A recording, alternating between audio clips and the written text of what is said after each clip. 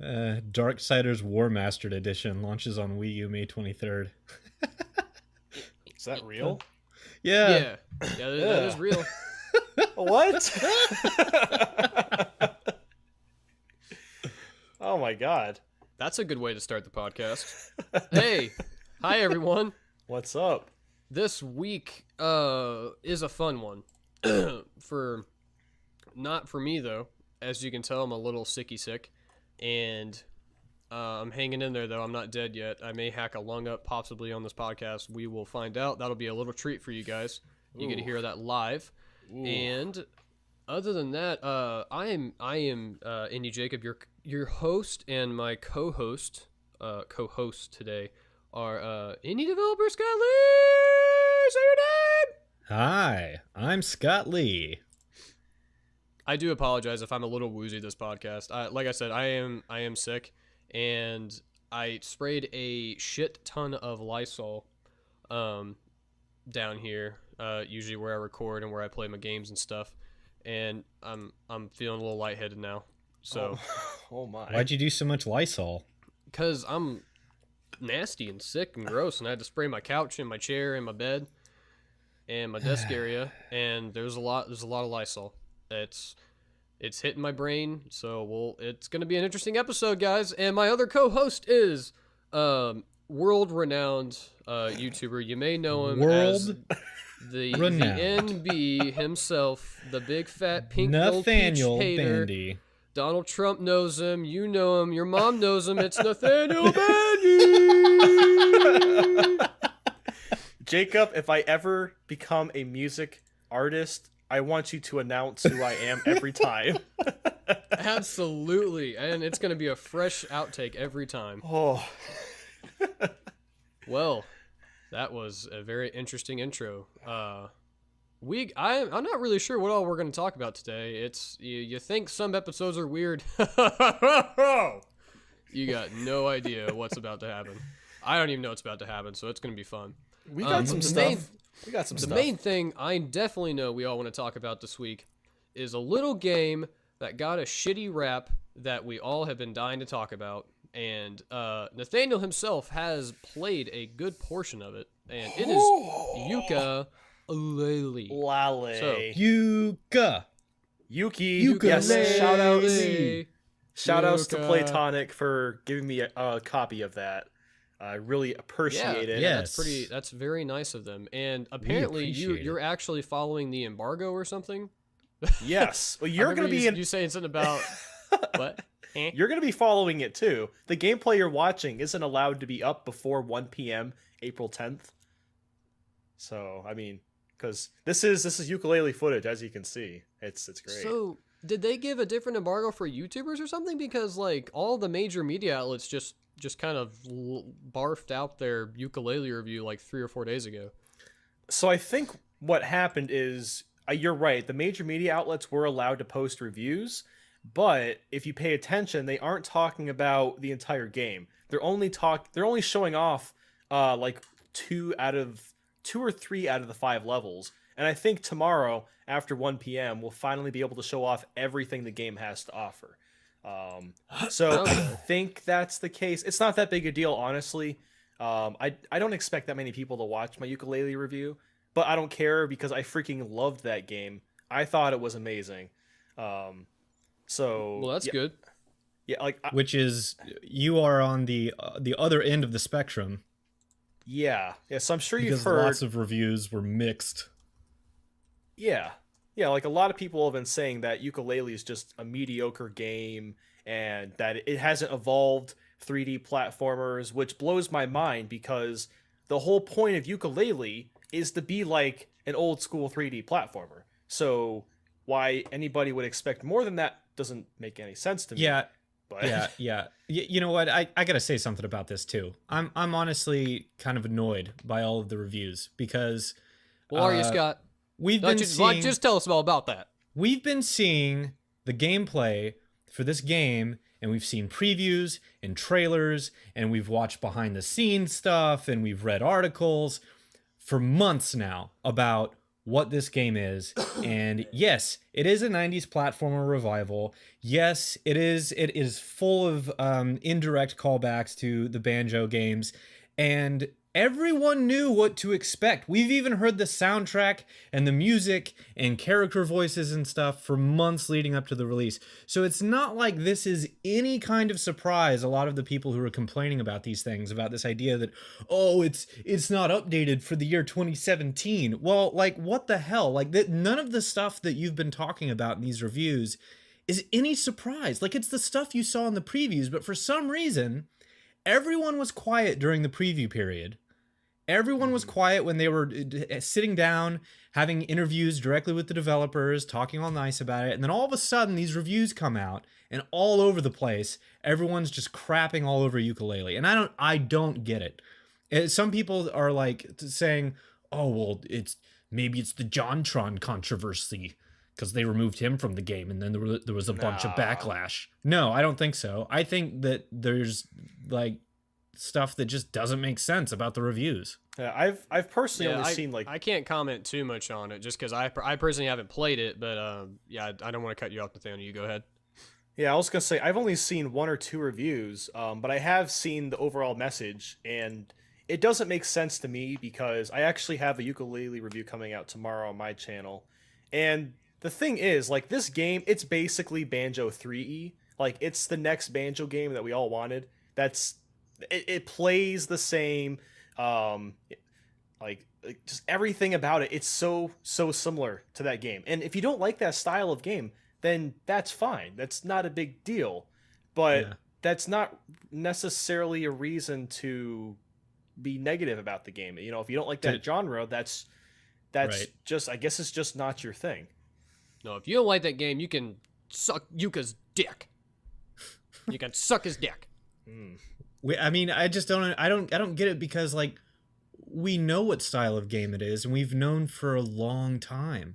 So why throw that into the evaluation of whether or not it has a 74 Metacritic score now. I'll just say that real quick. It does, which and is that's respectable. Like, it's that's respectable. not bad. But I mean, like, there's up. a lot of like 3 out of 10, 4 or 5, maybe 6 out of 10, and they're talking about stuff that's just like stylistic preference. Like, you shouldn't necessarily be saying like this is like something like the okay, you don't like the style, that's fine. And if you're basing part of your review on just like your taste, then that's fine too, I guess. But I feel like a lot of people are like saying that this is somehow this objective thing that detracts from the game. Like, that's how I feel like about my interpretation of it. And that's not to say that the game is flawless, because it absolutely isn't. There are lots of minor things that do kind of annoy me about the game, but it's things that people aren't really talking about. Well, obviously, like, everyone's talking about the camera, and they're saying the camera is awful and it doesn't work, which that's so beyond the truth. Like, the camera gets wonky sometimes, I'll say that, but it's really not as bad as people are painting it out to be. I mean, like, you know, if you've never played a 3D platformer, then sure, you're not going to be used to it because the camera is very similar to a 3D platformer, but it's a lot better than it used to be in games like Mario 64 or Banjo or Donkey Kong 64 or Conker's Bad Fur Day. You know, those games didn't have the best cameras, but this is definitely a bit improved on that end. Let's talk about the camera a little bit. Is all of it like automatic where like they're always controlling the camera for you, or can you still be using the dual joysticks to control the camera? Yes. It moves automatically, and you can completely, well, for the most part, you can completely control what you're doing. The camera gets funky when you start to get close to a wall. So if you get close to the wall, sometimes it'll move to the side, and that's fine. But sometimes the camera will just shoot up into the air and just kind of, you know, hover above you. And that's when it starts to get a little problematic, is when you get too close to a wall. Sometimes the camera doesn't know what to do, and it just kind of freaks out. But that doesn't happen very often because a lot of what you're going to be doing is in a very open area, and there's lots of room for you to move the camera around if you desire to. Do you think that they should have allowed more control over the camera with the game? I think it's almost as good as it could get. The only thing I would have liked to see, and actually Mario Sunshine did this, is allow the camera to go through walls and allow the wall to be transparent. Because Mario Sunshine does that, which is really great. Unfortunately, I saw Yooka-Laylee someone's doesn't review do that. say that. Yeah, I saw someone's review where they pointed out that it doesn't do that, and that would be the. I mean, I can deal That with would like fix a the mediocre problems, camera. honestly. Yeah, that would be the one thing that would like aggravate me about it. Really, the only complaints I continuously see from reviewers, because I've watched and I've read a lot of reviews, and the things they keep coming back to are the camera is kind of bleh, and a couple of the worlds really feel like they didn't have the budget to make them like these big sprawling open-ended, traversial things like the first and second world or the hub world. Then sometimes people say that they don't really have much direction on where to go. Then I've also read that there's just some technical hiccups, which in my opinion, the camera can be fixed and so can some of the technical like performance issues. They're So, going to like, be patching the camera, actually. Day one. Yeah, those two things. I mean, like, I'm glad people are mentioning that in the reviews, and I absolutely want every reviewer to be as honest as possible. But, like, those two things, I would put some type of disclaimer in my review and be like, listen, like, these are aggravating, and I know that these can be fixed, but I just wanted to mention them. And then talk about, like, the game design and that aspect more than the technical performance issues. Like, unless they're, like, horrendously shit. Which I haven't really seen anything that was like just completely terrible. Like I've watched a ton of gameplay of it, and I haven't really. Yeah. I've seen like a frame rate drop here and there, but it's nothing that's terrible. And I did see that they already patched the Xbox One version. Yeah. I was gonna say I did already see that they patched that version already. So hopefully a lot of these issues are just fixed whenever it drops in a couple days. But yeah, I mean that's really the main things I'm seeing that people are complaining about, which I don't understand how that warrants some of these like 3s and 4 out of 10s. Like, and I really don't care too much about numbers or anything, but like some of these seem a little like atrocious in terms of the score of it. I know it's their opinion, but some of them just seem really bitchy for lack of a better word. Like they're being way too, it seems like from what I'm hearing, they're being way too harsh on the game, because again, this is a collectible game, and it, for what it is, it's fantastic. Like I just have to say, like we mentioned earlier, not every single level is completely open world. There's I'd say 1 or 2 of them is a bit more linear, but once you get every single move, every world becomes open world, because the last move you unlock is actually to be able to fly, which is absolutely amazing because you can fly anywhere you want at any time. You can even, boost your, so it's kind of like gliding in Breath of the Wild, except you can boost your height.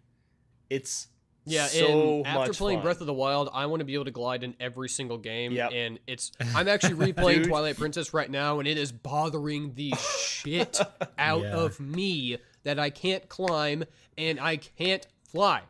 Right. Yeah. Well, that's the thing. Yooka-Laylee, I'm actually glad that the last move you unlock is the flying, because once you unlock it completely breaks the game, which is actually not a bad thing, because this game is pretty challenging without that move, because it is kind of hard to get to specific places, because obviously your character starts off with like no moves.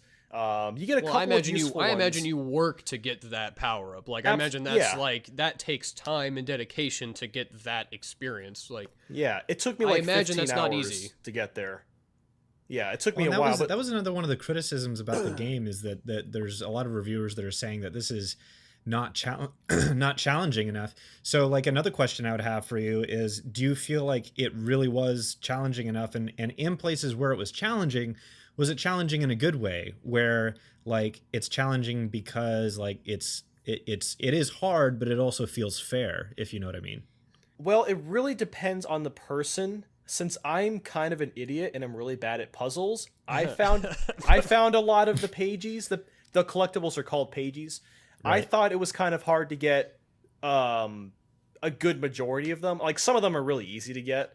Like you just do this one simple thing and that's it. But sometimes you have to do this big sequence of events, in a short period of time, and that can be really challenging. And sometimes it is a really hard puzzle that you have to unlock. So if you're really good at puzzle games, you probably won't struggle, but it really just depends on the person. But I'd never found the challenge to be unfair, aside from I feel like I'm dying. one type of challenge. Basically, you have to do like this route. Maybe not unfair. Did you find stuff in there that was just like needlessly tedious, where like they could have designed it in a way that made more sense, I guess. Yeah, there's this casino level, and basically so you don't get pages, you get a bunch of tokens, and you trade in your tokens to get pages. So it's a little different for that world. And to get a bunch of these tokens, you have to do this roulette machine, and you have to time your ground. You hit some buttons to stop every single slot, and it's really frustrating figuring out the timing for that.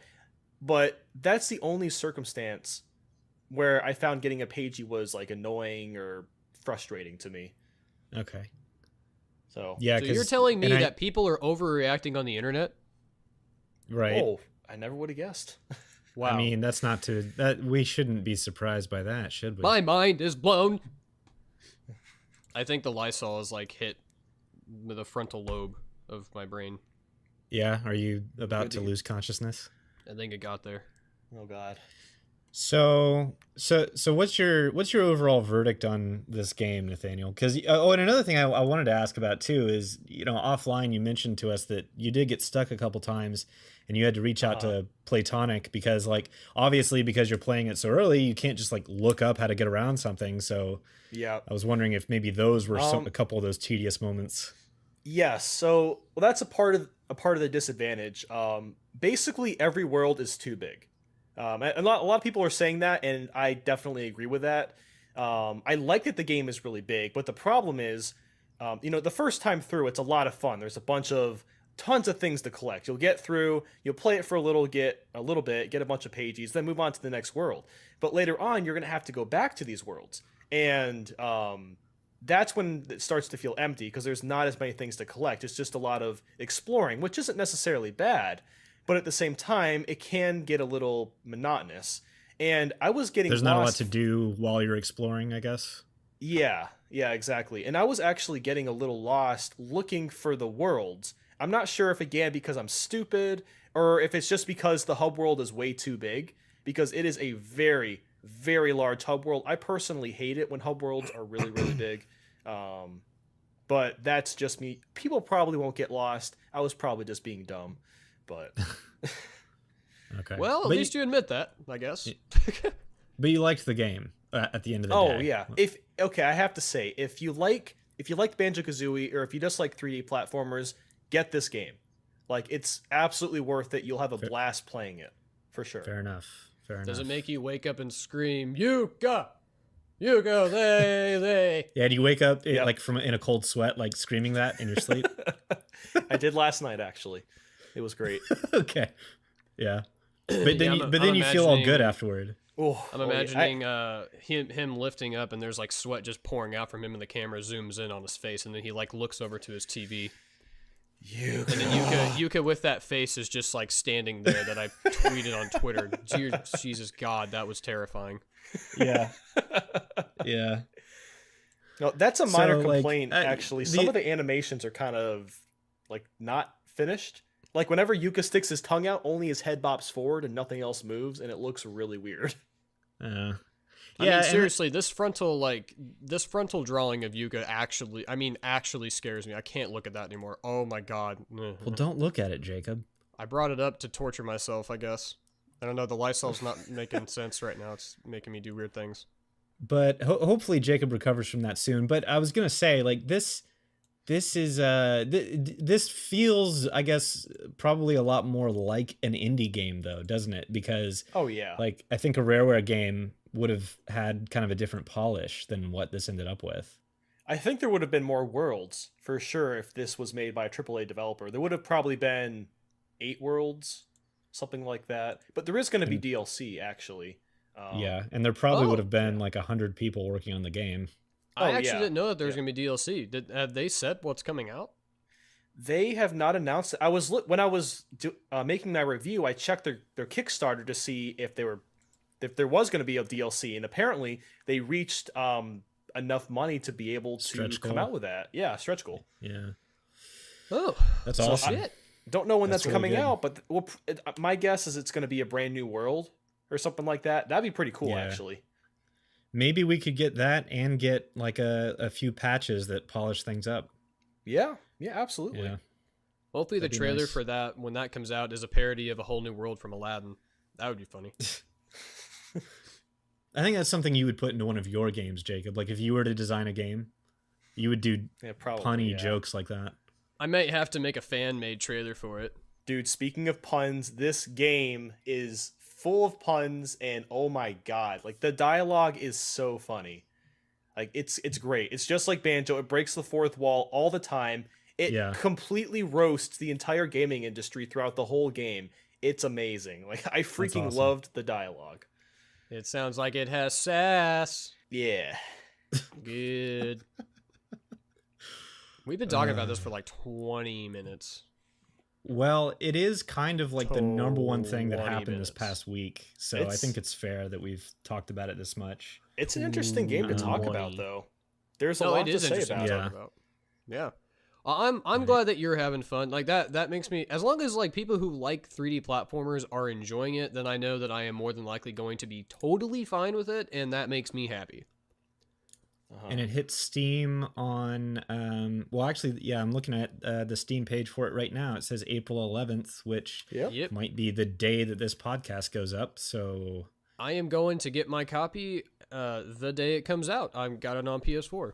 I would love to get it on Switch, but I don't have a Switch, and it's not coming out for the Switch yet. So yeah, I can't decide if I should buy it like really soon on Steam or if I should wait for the Switch release, because we know that it's probably going to be pretty soon, but we don't know how soon, right now. I think you should get it on Steam, honestly, because the frame rate is way better on Steam from what I've heard, because I'm sure on the other consoles it'll be 30 frames. Well, if you have a good PC, yeah. Yeah.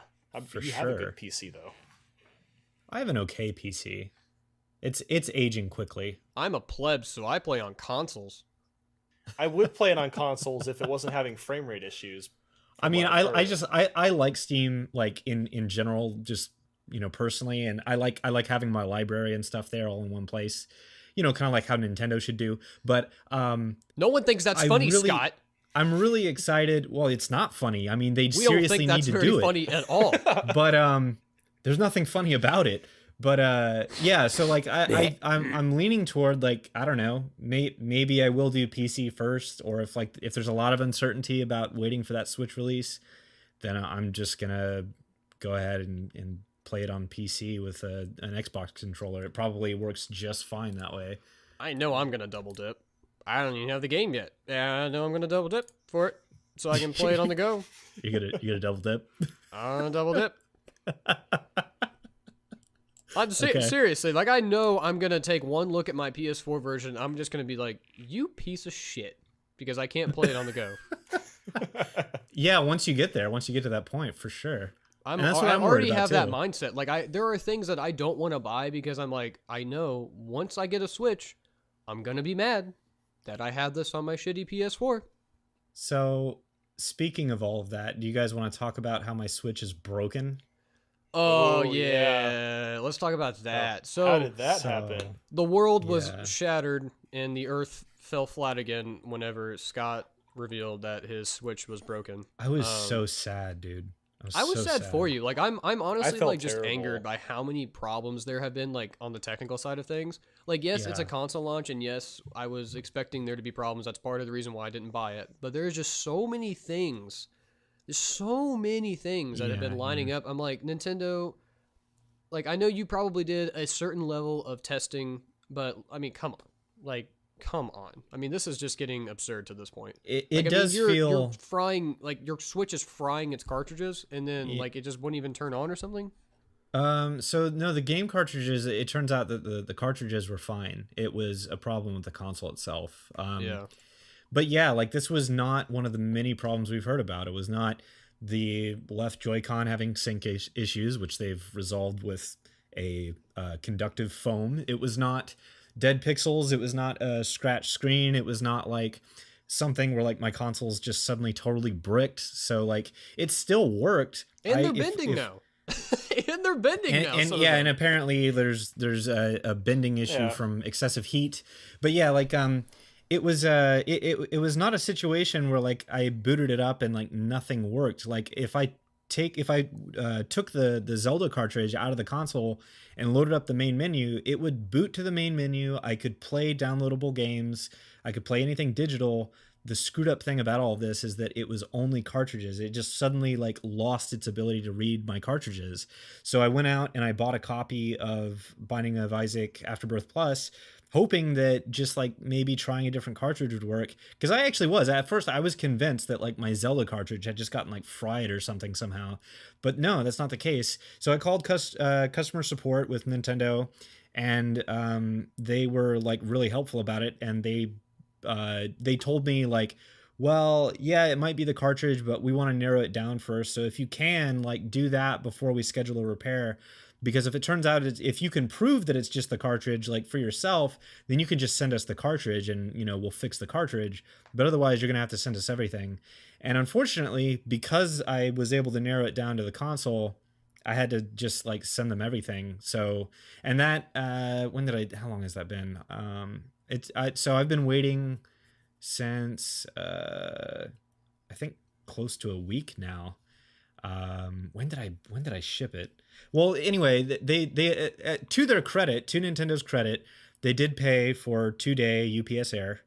So they paid for the shipping, and they're going to fix it, and they're going to send it back to me, and everything's going to be good. So I'm very happy to hear that their customer support team has been really good with all the Switch problems. It's just a shame that there have been this many Switch problems, and I'm hoping that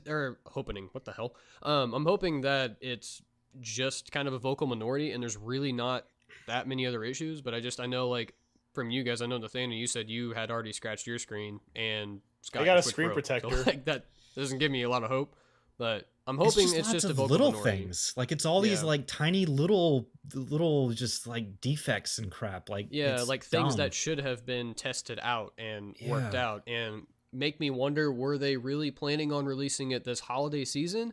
And did they just move it up because they wanted to appease their shareholders, or what? You know, like I think it's about shareholders. They were forced, I think, to appease their shareholders. Oh yeah, because that is so un-Nintendo last year. Yeah, like it is such an un-Nintendo thing to release something that does have quite a few problems, and because I honestly can't think of the last time that they released anything that was just that technically had so many issues. Yeah. I honestly can't think. I think the DS with some of its dead pixel issues, I think that's really it.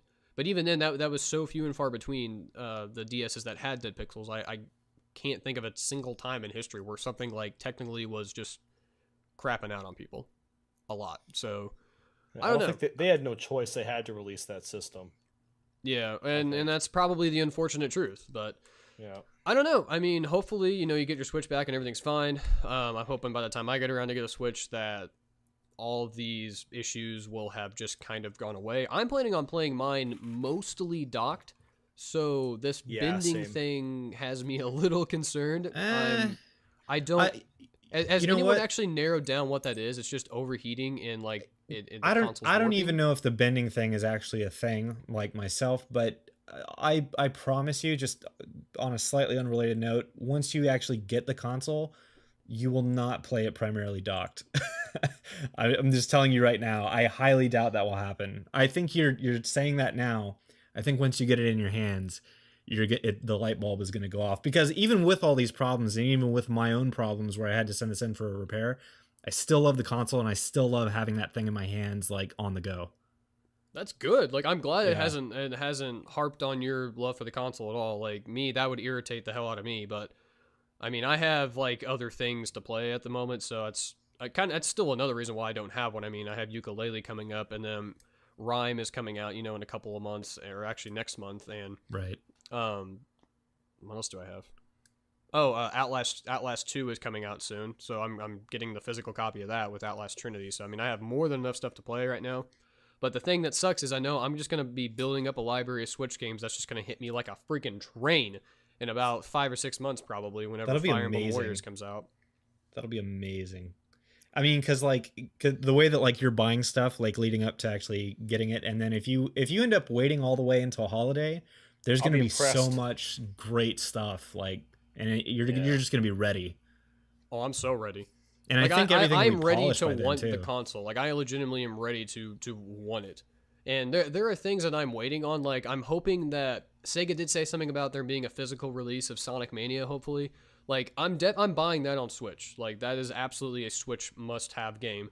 And then Rhyme, I'm probably going to get that for the Switch too, because that's just an indie game I definitely would like to have like on the go and at home. That's why I'm stuck between buying a lot of games right now, because it's like, what do I buy? Because the second I get my Switch, I'm immediately going to look at my PS4 and just think it's inferior. Like in that aspect. Like I still love my PS4 and I'm still going to play the crap out of it, but I'm going to want every console game to be handheld too, and I'm going to be upset whenever I play something and I can't play it on a handheld. Yeah, and you know what? Like I think on that note, we could also talk about Microsoft's Project Scorpio for a second here too, because in my opinion, they came out with the specs I think this past week. It's just pointless. And it's just a PC. It's just a PC. It's an 8-core, really nice, like with a nice graphics card PC. And then the one cool thing about it is that it's going to be a really powerful machine. And the fact that they're calling it a console and they're rolling it out that way, it's going to be awesome in a way, because it's going to mean like, because they're manufacturing it like a console and probably treating the business like a console, you'll be able to basically get an amazing PC for a really good price. Because like right now, if you build an 8-core machine, like even a custom build is like $2,000 if you want a really good setup. If you go AMD, you can get a little bit cheaper than that. But I mean, what they're coming out with, I don't know what their price point is going to be. You know, I don't think anybody does yet, but like even if it were $600, like that's still an amazing deal on an 8-core PC. But all that aside, it's still a PC, and for that reason, like I don't have any interest in it, unfortunately. Like I mean, that's just my philosophy. Console. I don't see the point in that console at all, honestly. Yeah. I mean, there's going to be the elite few that buy it, but I mean, it's just going to be such an untapped thing, because you're going to have the people who are Xbox fans and don't want to deal with a PC, but then you're going to have those people who are Xbox One fans and like desperately want more power for games, but then you're going to have the developers who don't want to make things for it because everyone's on PlayStation, or you know they're going to have to scale the game back to work on the Xbox One and the standard PS4. So it's just so weird. Like it does, and to me it doesn't make any sense to release something with that much power. Like the PS4 Pro, like yes, was a decent upgrade. You know, you got boost mode now for mini games. It makes things like Final Fantasy 15 run better. It makes a lot of things run at 60 frames per second. Okay, that's all well and good. Slap my dick and whatever. But like the Scorpio has no reason. I don't know. I'm whatever. And, Scorpio like has an obscene amount of power, like an unusable amount of power, because like I said, no developer is going to probably utilize that to its fullest, because their game isn't going to be able to call for it, because it has to run on the standard Xbox One and the standard PS4. And that's what bothers me about this whole thing. This whole power hungry like dick measuring contest between Sony and Microsoft needs to stop, because that's what PCs are for. Like people who play consoles just want one simple streamlined experience. Like they don't want to have to buy multiple devices. I dread the day that like companies get in mind that like we're going to buy a new device every 2 to 3 years, because you know the industry calls for that. That's literally what's happening right now. And that's awful. You know, honestly, I don't think the thing's going to sell that well, because if they're going to sell it as a console, like who the hell is going to spend over like $300 on a console? Like that's ridiculous. Yeah, exactly. Because the moms who shop at the supermarket and see the thing like listed near the bread are not going to buy it. Like that's not going to happen. You're going to have. My son wants a Scorpio. Yeah. Oh my God, $600. Nope. Screw that. I'm gonna get him a Switch instead. Yeah. No, seriously, that's probably what's going to happen. Which is, I'm glad that Nintendo started it at the $300 price point, because they can go down from there. I mean, this thing, there's no way it's going to cost any less than like $550 to $600 probably. I mean, with those specs, seriously. Like with that many teraflops, holy shit, that is not going to happen. I think if they sell it at a loss, they might be able to do maybe $500 if they sell it at a loss, probably a fairly fat loss too. I just wish Microsoft would just cut their losses and realize like what they've been working towards the last 15 years, and just make PC games. Just keep They boosting really your should. PC market and like making that more accessible But- for everyone, and then stop making Xbox. Like But they wait. don't even make much money on Xbox. Hold on for a second here, because Oh, what are you gonna throw at me? because what I'm thinking is that, well, I'm thinking a few things here. Number one, I think Sony is really smart, because Sony is basically saying, we don't care about being the most powerful. We care about being competitive and being the most widely adopted. So that's why Sony's smart. Nintendo's super smart, because they're saying, we're not going to do mobile phones. We're not going to do tablets. Instead, we're going to do a tablet that is almost like a PC, but you got controllers on it. And then Microsoft may have a special trick up its sleeve with the Scorpio. And here's what it is. What they may do is they may actually release this thing as a PC with the pitch that this is a computer streamlined gaming that is PC, that is standardized and streamlined for many, many different applications. And if it's more affordable than a comparable powerful PC for most households, and then it can serve as a super powerful media box that also probably will run Windows, then finally this might be the thing that pushes them into that universal Windows goal that they've had this whole time, where they want Windows to run on all these different devices. And if that's the case, then you might be able to have a keyboard and mouse with this thing. It might be able to play anything off of the Windows Store and anything that is released on PC. You might be able to even run Microsoft Office on it. Who knows?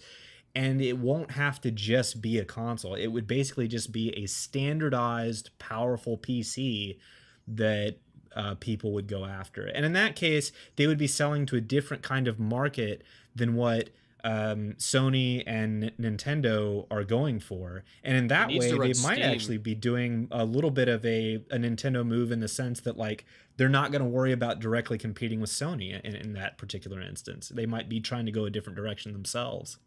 If it ran Steam, that thing would fly off the shelves. Oh, yeah. It would be the first Steam box that actually works.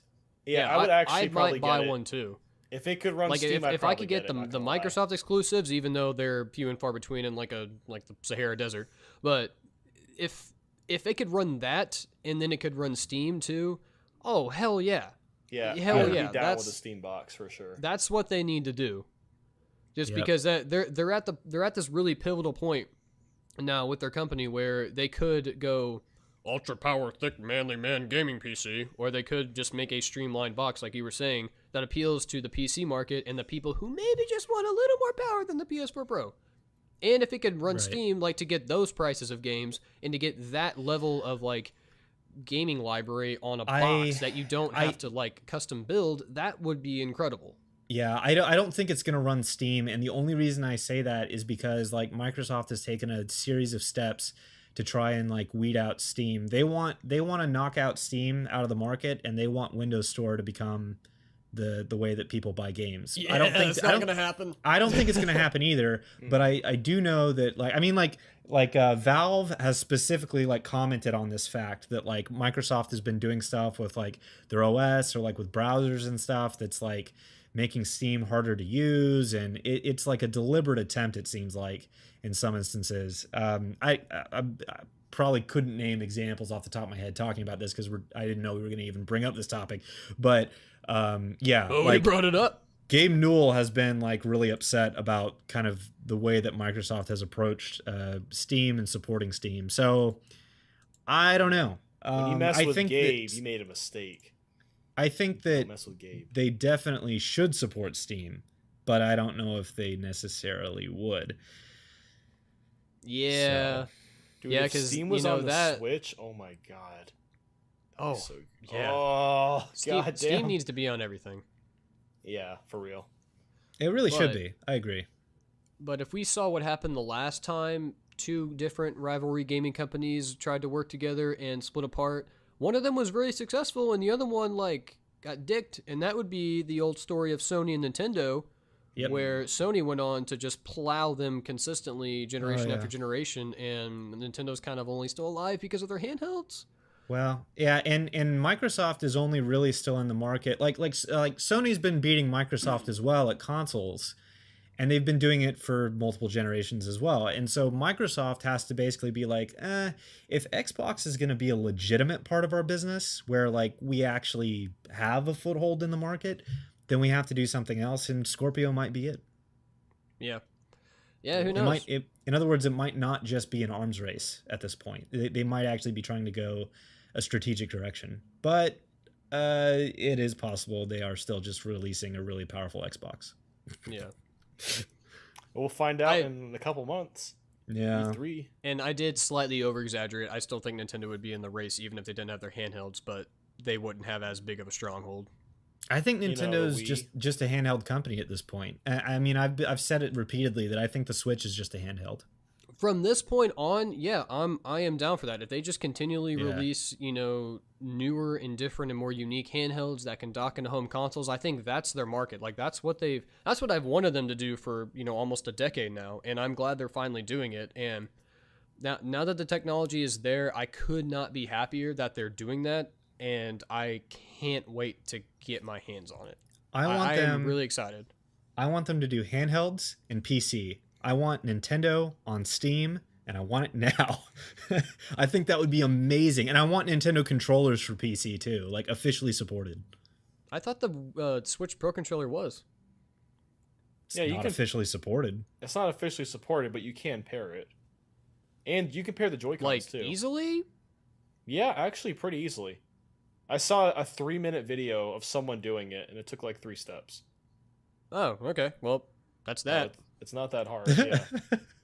Yep. But I want like Mario Odyssey in my Steam library. No, you're not getting that. I want to mention this really quick before we go to questions because I've been waiting the whole show to do this. I love NBA Jam. I don't know if you guys give a shit about it, but they're going to come out with NBA Playgrounds. I don't know who's making this, but it looks amazing. And I'm a huge NBA Jam fan. I played so much of it on the SNES with my brother. Razzle Dazzle, He's on Fire, Boom Shakalaka, and From Downtown, we got a new fun arcade NBA Jam game, and I am so excited to play this thing. If you guys haven't watched the trailer for this, it looks so fun. Like it's very, very arcadey looking. Like the visuals are just kind of there. Like they're nothing special, but they're not terrible. It definitely looks like it's going to run on the Switch like perfectly well, and it looks like it has like 2-on-2 classic NBA action, and it just seems to be a new take on like that NBA Jam formula that was there in arcades in the 90s. Is it scheduled for release on Switch, or are you just saying it would work on Switch probably? No, like it is coming to Switch. I honestly don't know who makes it. I'm going to quickly click on this trailer just so I can figure this out. Damn it, advertisements. No, advertisements good. Why would you say damn it advertisements when you know that like ad rates are terrible right now, Jacob? That was my zing. And it was a Star Wars ad, so that doubly made that bad. Who is making this? Saber Entertainment? Is that what that says? I don't know. This is probably just like an indie licensed game or something. But oh my god, I'm so excited! Like all these ridiculous looking over the top dunks. I mean, I can't wait to play this. Like honestly, this may make me get a Switch like sooner. This looks so much fun. And I think I'm the only one here who gives a shit about this at all. So I'll just shut up now. A basketball game will make you get a Switch. Dude, you have no idea. Will make you get a Switch. Okay, you have no idea the magic of NBA Jam, the memories and friendships that were made. Dude, talk about a twist for the audience. Dude, okay, that's what convinces you. Instead of basketball, instead of Breath of the Wild, a shame? You're gonna buy a basketball game for the Switch. Instead of Fast RMX, instead of Breath of the Wild. Instead of Mario Kart 8 Deluxe, all of these games, no, you're going to go with NBA Jam. That convinces you? That's the system seller for you? NBA Playgrounds. Okay, you should also get Just Dance 2017 while you're at it. Definitely. Yeah, no, you might as well. That is offensive. That is offensive. I am not excited about what you guys are saying to me at the moment, right now. You clearly have never played NBA Jam. You didn't look up to Michael Jordan with tears in your eyes as he actually flew. Through the sky. I like basketball. I'm from Indiana. Like, it's in my blood. I'm required and legally obliged to like basketball. No, you're like 8 feet tall, too, so that kind of helps. Did you say like 8? What? I said you're like No, 8 feet what? tall too. He said you're 8 feet tall. Oh, I thought you said I like AIDS too. I was like, What? oh. I'm sure that's what you heard. I don't know say I why don't you like heard AIDS. that, Jacob. No. Okay, Let's go to that's good. commercials. Commercial time.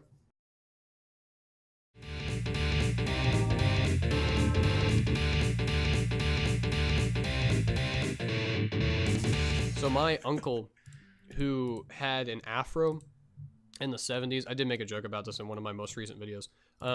He legitimately was over 7 feet tall with that afro. He was Holy like shit. 7. He was like Jesus. 7'2". He's a big boy.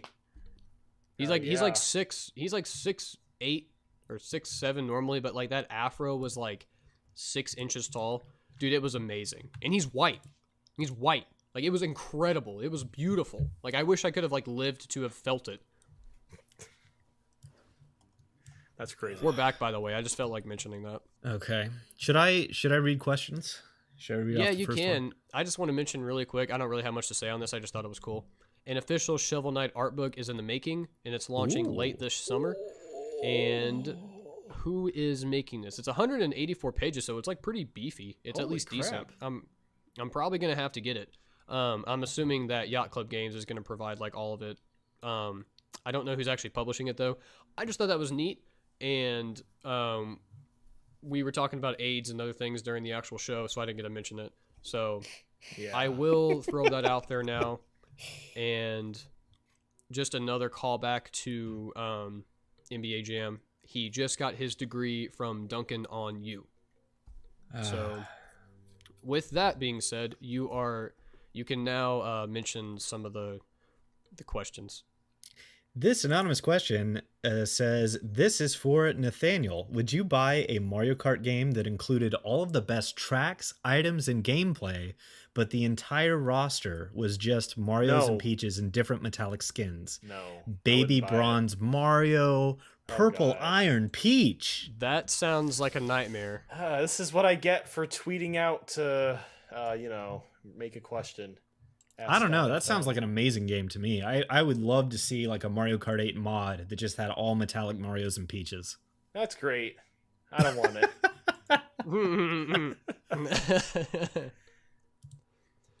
I will read the next one.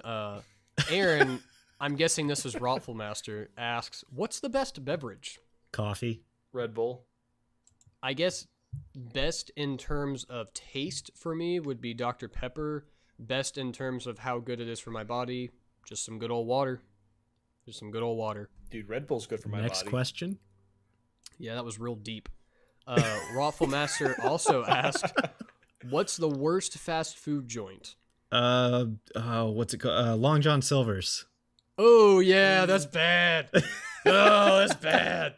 I'm going to say I Domino's. was going to say... Domino's Pizza is the worst.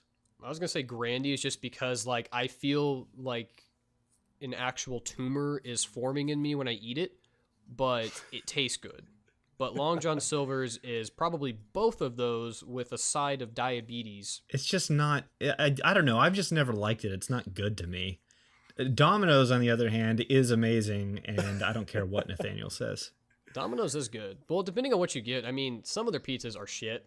I mean, let's all admit that. Whereas Papa John's has nothing but shit. Hey, So, yeah. no, that's the best pizza, dude. No, Papa John's thin crust I think is fantastic, but Yes. none of their pizza left over I think is good. I don't know how anyone does it. I mean, you're a trooper if you can eat leftover Papa John's. Ew, Bro, what that's came the out of best. what came out of your wiener? Oof. This next question That is was a really great awkward pause. Great. I will do anything to move past Papa John's. This next question is so weird. It's, what video game would you want to be the next president of the United States? Duke Nukem Duke forever. Nukem, no doubt. Yeah, that's a great idea. What about my you, Nathaniel? God. I don't know.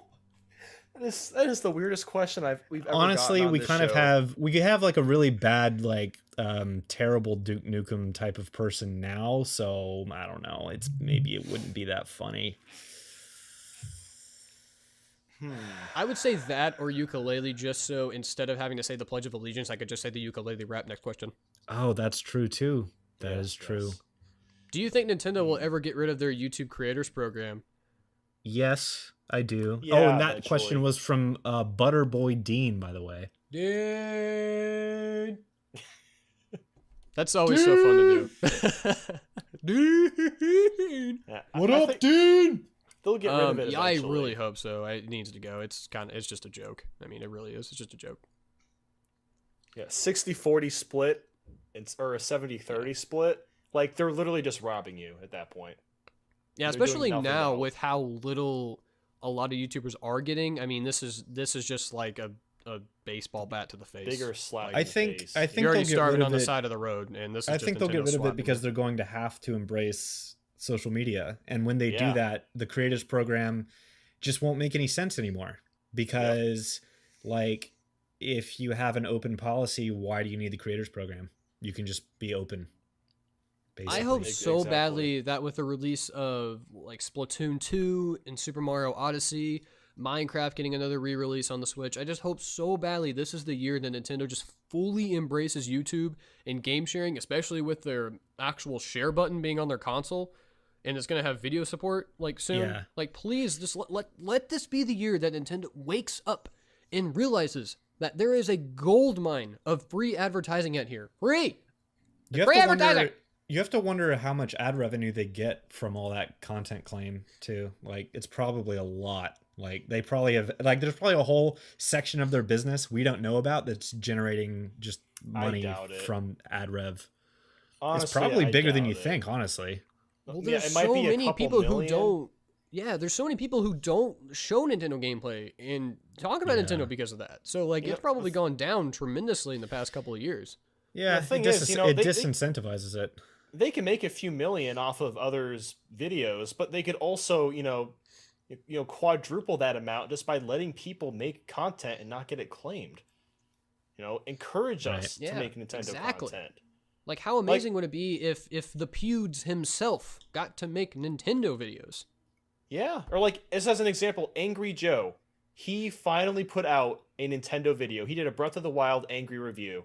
He had to re-upload it 7 times. Okay, 7 times because Nintendo claimed it 6 times in a row. Oh But my he liked the game God. so goddamn much, and that video now has over 1 million views in just in a few days. Yeah, it gained 1 million that views. game.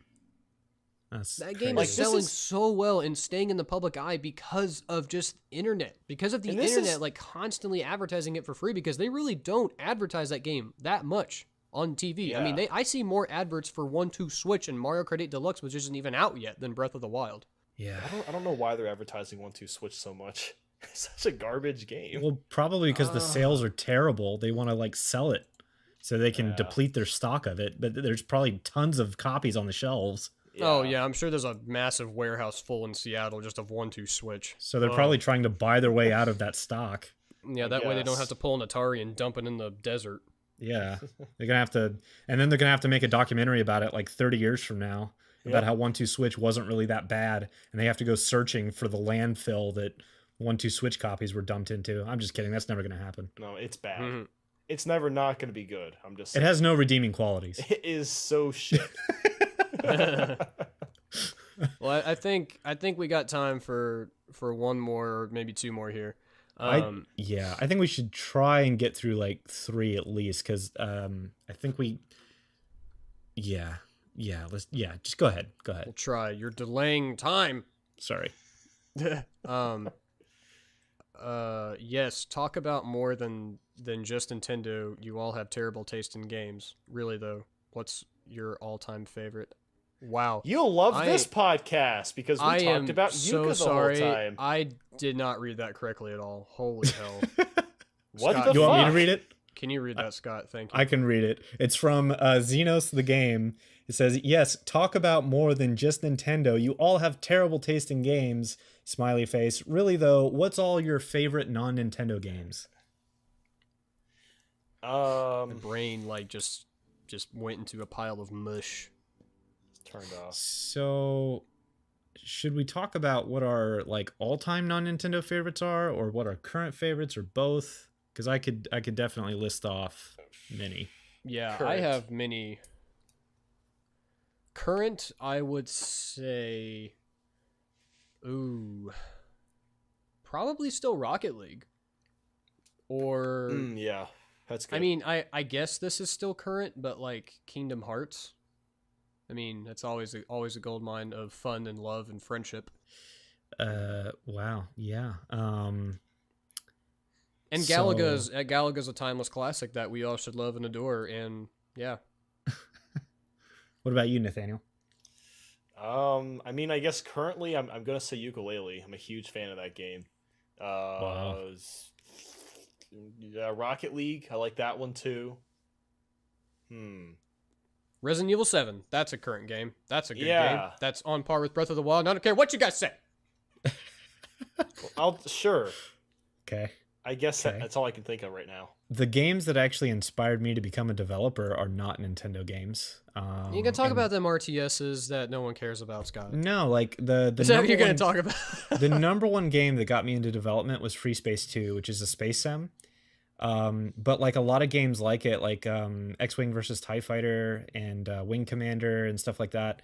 Like I used to love space sims, and like this is like another part of the reason why I've always wanted Star Fox to become a space sim instead of an arcade on-rail shooter type game. So Did like, you ever play Ace Combat? Do what? Did you ever play Ace Combat? I don't think so. No. I feel like you would like those games. Yeah.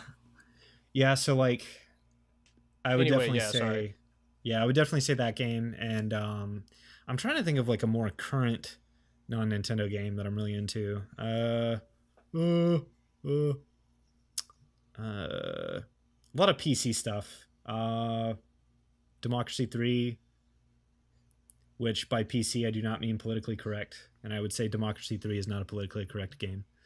But yeah, a lot of strategy stuff. Jacob's right. Like when it comes to non-Nintendo stuff, I tend to go like either strategy, Metroidvania, or space sim.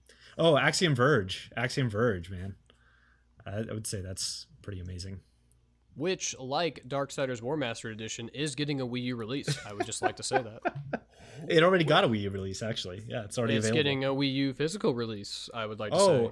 And have we mentioned the developer behind Axiom Verge wants to release on the Switch, but he's waiting on Nintendo. Even though they let him release on the Wii U, he's still not able to release on the Switch, which is really depressing. That is hilarious. And that's why I don't know if I want to wait to get the physical copy of that, because I'm getting a physical copy of Axiom Verge because I haven't played it yet, and I want to play it, but I want a physical version of it because I'm stupid, and I cannot stand when I buy an indie game and then they come out with a physical release later on. I'm like, damn it, I have to support this company again. Yeah, but the first time I'm going to play through Skyrim is going to be on the Switch later this year because I'm planning on getting that. You've never played Skyrim? I've played like 5 seconds of Skyrim. I haven't really like played through the game. Like I want to like play the game. Are you guys telling me that I am in a podcast with two guys who have not played Skyrim? Probably. Yeah. Yeah. Jacob's like, you're both fired. We're not having this podcast anymore. You're not invited on the show. I'm doing it by myself. You're not my friends. Wow. We really shocked him.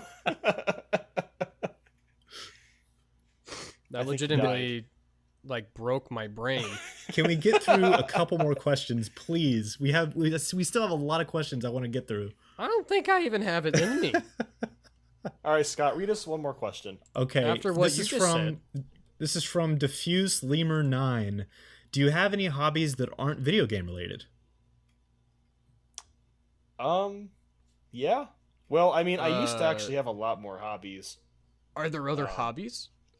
Yeah, like I make videos about video games. Yeah, these guys make YouTube videos. That's what Nathaniel does professionally. So I guess you could say that's not his hobby. I mean, it's my hobby, but everyone knows that. He wants to know something that we don't know. Right. I mean, right now, those are like the only two things I can really do outside of school. But I used to play a lot of sports when I was younger. So that was a hobby. And I also used to play the drums a lot, too, in high school. And I think when I graduate, I'm going to get back into playing drums as well when I have more time. So that's a couple hobbies that I have. Yeah, I used to play guitar and drums at one point for a few years. And I was in a garage band type thing in high school. That was a long time ago, though. Yeah, I had a band for like 3 weeks, and that was it. Right. I'm pretty sure everyone in middle school and high school was part of a band at one point. Yeah, basically, like everyone.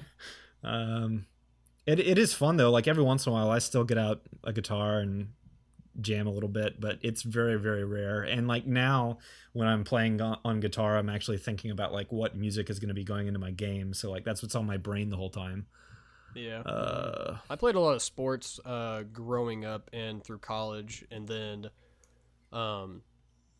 I just got back into like working out and going to the gym. I've been really into that lately. And then I'm also an avid listener of like synthwave and like 80s style music. Right. Like I'm like Yes. finally starting to get back into like music again and stuff. Yeah, it's definitely important, and this is I'm going to sound a little like too serious here, but it's definitely important to have other hobbies other than just video games. Like this is with all facets of life. Like you want more than one hobby. Like don't just be into books, don't just be into video games, don't just be into movies. I mean, be into a lot of different things. It just makes you a more well-rounded person. It makes you more relatable to other people. I mean, because I played a lot of sports, because, you know, I like music a lot, because I like movies a lot, and there's a lot of other things I enjoy. I mean, that does help me a lot in my job. I mean, if you guys don't know, I am in sales, and that does make me a lot more relatable, and that's almost a life skill, I'd say, to a point, is being a relatable human being, because in certain jobs, I mean, that does help you out a lot. You got to be balanced. Yeah, exactly. and just being balanced overall. I mean, you don't want to be like a meme lord for 2069 gamer on the internet all the time. Like, you want to do other things. I mean, you should do other things. Like, I'm not saying to abandon video games and go outside like, you know, everyone's been trying to tell everyone since like 2003, but Right. Try something new. You know, make That's sure the that point. you are doing other things too. Like That was happening way before 2003, by the way, just so you know.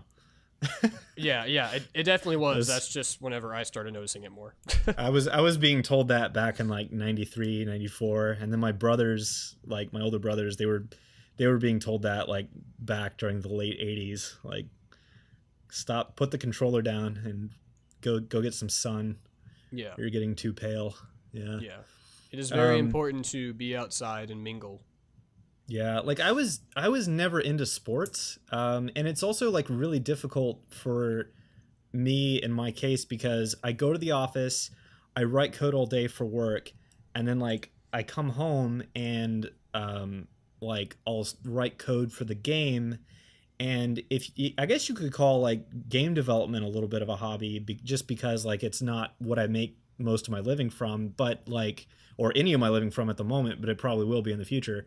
And then like I make videos, but like all of this stuff is in some way related to games, and that's like the problem. And like I always kind of have to like continue staying on top of that as a skill if I want all of these things, like all these areas of my life to go somewhere. It's probably kind of like Nathaniel has probably experienced that with making videos, is that like, yeah, he makes videos like also as a little bit of a hobby, or like he likes video like as a hobby, but like he also can't really afford to put it down at any point because like he always has to be on top of it, if that makes sense.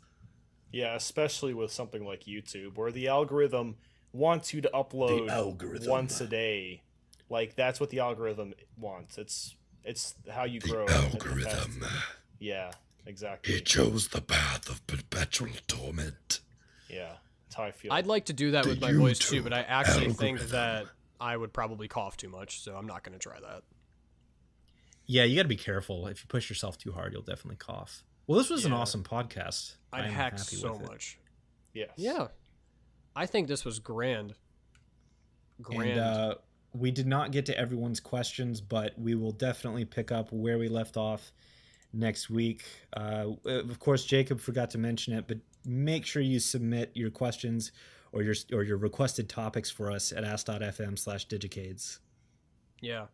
Because if you don't, I'm not even going to look at them. We won't At even all? know if you're not happy or you're not like, you know, getting your engagement. Then we're not even going to be aware. You got to ask On the .fm/digicades. on the ask.fm /digicades. /digicades. All right. Well, as always, it was fun. and my co-host. This is now the promotional part. And guys, just promote away. Whoever wants to go first, I don't care. Hey, I'm Nathaniel Bandy, and I'm actually not going to promote my YouTube channel No, today. that's Nathaniel Bandy.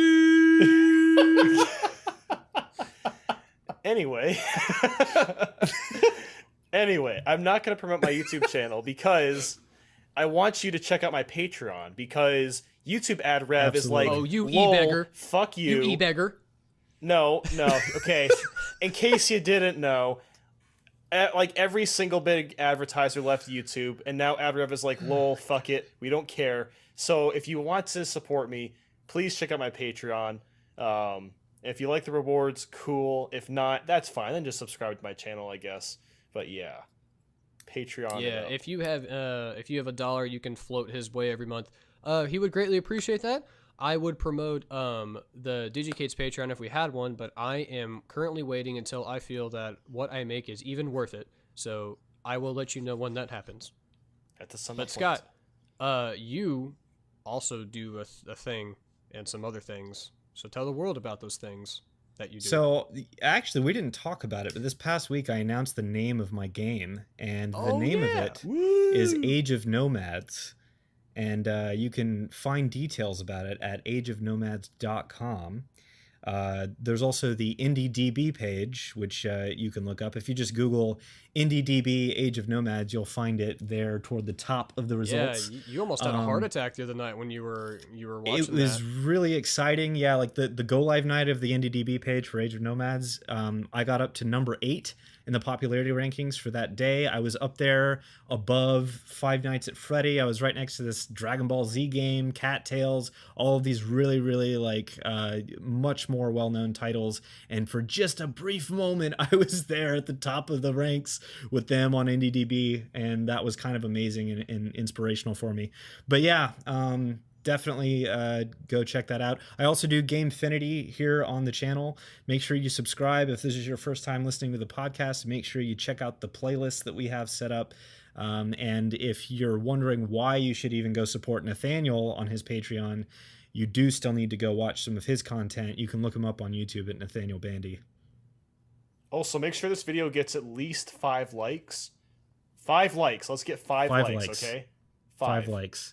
Oh yeah, Nathaniel, I don't know if you were like nude the whole podcast, but Nathaniel's been promising people like that he would be nude during podcasts if we get certain amounts of likes. Next time. If we get to 6 likes, I'm going nude next week for sure. All right. I forgot this You week. heard it, people. 6 likes, and we got nude Nathaniel. That's and right. he's gonna do a face cam by.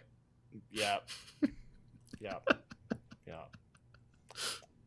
He's not doing a face cam. I don't want to promise that. If he wants to show his junk off, he can. That's his prerogative. I'm not going to promise that though. I'm not going to do that. But you gotta make up somehow for not getting ad rev, Nathaniel. Dude. I mean, you've tried other things. The Patreon's not getting you enough. If you gotta show a little dicky dick, then you gotta show a little bit of it. Actually, a lot of people support me on Patreon the past 2 days. Gotten like 10, 11 I bet new you'd get a people. lot more if you showed a little of the tiny Papa John down there. I don't think so. It's I not don't that know about pretty. that. I don't know. And This now should we're be going the to end get card, sued though. by This is Papa the end. John's. We're just Yeah. talking about a dick. Yeah. Top 10 dicks. I'm gonna go blow my nose. Okay. Top 10 dicks and Digicast. Okay, I'm gonna stop recording now that Jacob is gonna blow his nose. Yeah, this is good. This is bad. Bye.